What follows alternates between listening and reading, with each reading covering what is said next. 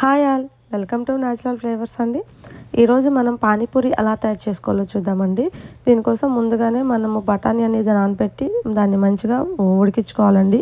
ఇలా స్మాష్ అయ్యేంత వరకు ఉడికించుకుంటే సరిపోతుందనమాట. అదేవిధంగా ఆలు కూడా మంచిగా ఉడికించుకొని దాన్ని మనం స్మాష్ చేసుకోవాలండి. స్మాష్ చేసుకున్నాక ఇందులోనే మనము ఆనియను, అదేవిధంగా ఉప్పు, కారము, ధనియాల పొడి అనేది యాడ్ చేసుకోవాలండి. యాడ్ చేసుకొని మంచిగా మిక్స్ చేసుకోవాలండి. మనం మిక్స్ చేసుకున్నాక ఇందులోనే మనం ఆల్రెడీ ఉడికించుకున్నటువంటి బఠానీ అనేది స్మాష్ చేసుకోవాలండి. మరీ మెత్తగా కాకుండా కొంచెం పలుగ్గానే స్మాష్ చేసుకున్నాం అనమాట ఇక్కడ. దీన్ని మంచిగా మనం ఆలు మిశ్రమంలో మిక్స్ చేసుకోవాలండి. ఇలా మిక్స్ చేసుకుంటే మనకి పానీపూరిలో స్టఫ్ అనేది రెడీ అయిపోతుందండి.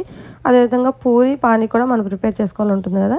ఇక్కడ నేను పూరి అదేవిధంగా పానీ కోసం పౌడర్ అనేది నేను బయట మార్కెట్‌లో అందుబాటులో ఉన్నది తీసుకున్నాననమాట. మంచిగా పానీ కూడా మనం ప్రిపేర్ చేసుకుందాం ఈ పౌడర్ సహాయంతో.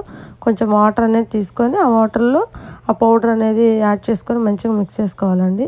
మిక్స్ చేసుకున్నాక ఇందులో నేను బూందీ అనేది యాడ్ చేశాను అనమాట. బూందీ అనేది యాడ్ చేయడం వల్ల టేస్ట్ అనేది బావుంటుందనమాట. అంతే అండి, పానీపూరి అనేది మనం ఇంకా ప్రిపేర్ చేసుకోవడమే అనమాట.